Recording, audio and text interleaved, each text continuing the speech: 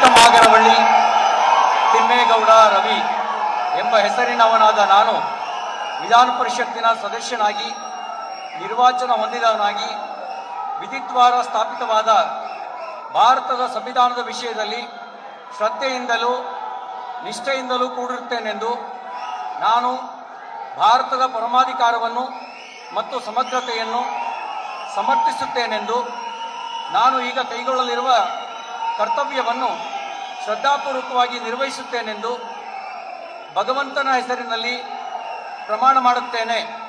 ಸತ್ಯನಿಷ್ಠೆಯಿಂದ ಪ್ರತಿಜ್ಞೆ ಮಾಡುತ್ತೇನೆ.